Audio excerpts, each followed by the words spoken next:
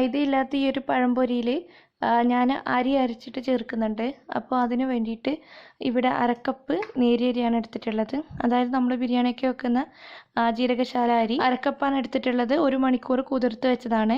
ഞാനിപ്പോൾ ഇത് ഒരു മിക്സിയുടെ ജാറിലേക്ക് മാറ്റിയിട്ടുണ്ട്. ഇതിന് പകരം നിങ്ങൾക്ക് പച്ചരി എടുക്കുന്നതുകൊണ്ട് കുഴപ്പമൊന്നുമില്ല.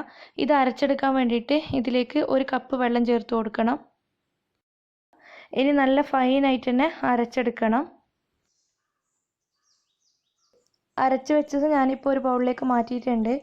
മധുരത്തിന് ആവശ്യമുള്ള പഞ്ചസാരയാണ് ഈ ചേർത്ത് കൊടുക്കേണ്ടത്. ഞാനിപ്പോൾ ഒരു 5 ടേബിൾ സ്പൂണോളം പഞ്ചസാര ഇതിലേക്ക് ചേർത്ത് കൊടുക്കുന്നുണ്ട്. എന്നിട്ട് നന്നായിട്ട് തന്നെ ഒന്ന് മിക്സ് ചെയ്ത് കൊടുക്കുക.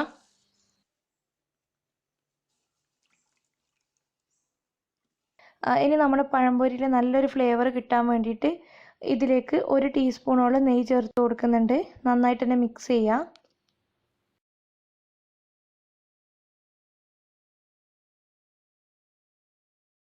ഒരു കളർ കിട്ടാൻ വേണ്ടിയിട്ട് ഒരു 1/4 ടീസ്പൂൺ മഞ്ഞൾപ്പൊടി ചേർത്ത് കൊടുക്കുക. അതും മിക്സ് ചെയ്ത് കൊടുക്കുക.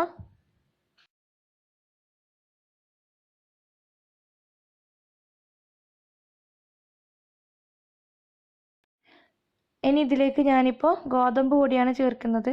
ഞാനിപ്പോൾ 1 കപ്പ് ഗോതമ്പ് പൊടിയാണ് എടുത്തിട്ടുള്ളത്. ഇതും കൂടി ഇതിലേക്ക് ചേർത്ത് നന്നായിട്ട് തന്നെ കലക്കിയെടുക്കണം. നല്ല കട്ടിയോടെ തന്നെ കലക്കിയെടുക്കണം.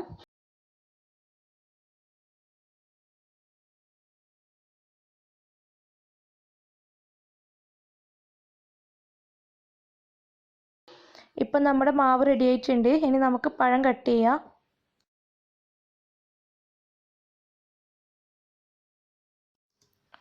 ഞാനിപ്പോൾ അത്യാവശ്യം പഴുപ്പുള്ള 3 പഴമാണ് എടുത്തിട്ടുള്ളത്. ഇത് നേരെ പകുതിയാക്കിയിട്ട് ഇതുപോലെ നീളത്തിൽ കട്ട് ചെയ്തെടുക്കണം. ഇത് പകുതിയാക്കാതെ കട്ട് ചെയ്യുന്നതുകൊണ്ടും കുഴപ്പമൊന്നുമില്ല. ഞാനിപ്പോൾ ചെറിയ പഴംപൊരി ആക്കാൻ വേണ്ടിയിട്ടാണ് പകുതിയാക്കിയത്.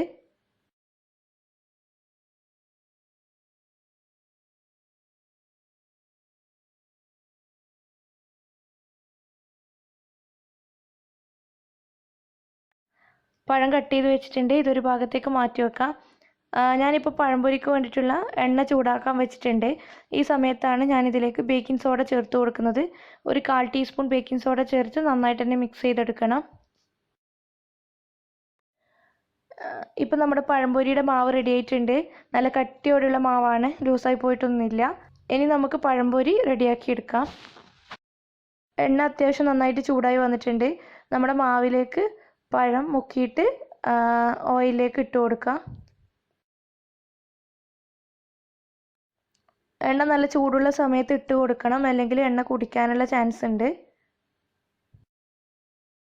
2 ഭാഗവും വേവിച്ചെടുക്കണം. ഒരു ഭാഗം റെഡിയായതിനു ശേഷം മറിച്ചിട്ട് കൊടുക്കണം.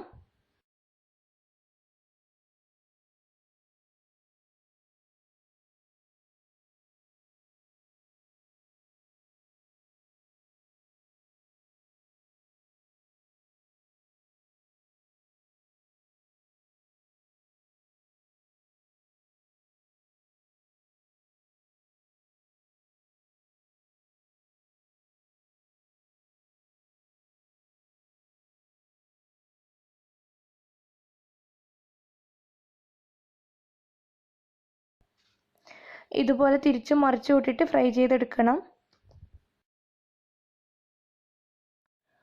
ഒരു ബാച്ച് ഇവിടെ റെഡി ആയിട്ടുണ്ട്. ഇതൊരു സ്ട്രെയിനറിലേക്കോ ടിഷ്യൂ പേപ്പറിലേക്കോ മാറ്റി. ഇനി ഇതുപോലെ തന്നെ ബാക്കിയുള്ളതും ചുട്ടെടുക്കണം.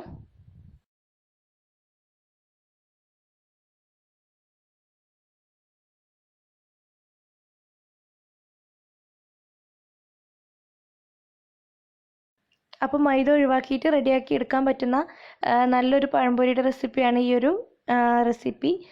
നിങ്ങൾ എന്തായാലും ട്രൈ ചെയ്ത് നോക്കിയിട്ട് ഫീഡ്ബാക്ക് പറയണം. വീഡിയോ ഇഷ്ടപ്പെട്ടാൽ ലൈക്ക് ചെയ്യാനും ഷെയർ ചെയ്യാനും സബ്സ്ക്രൈബ് ചെയ്യാത്തവർ സബ്സ്ക്രൈബ് ചെയ്യാനും മറക്കരുത്. താങ്ക്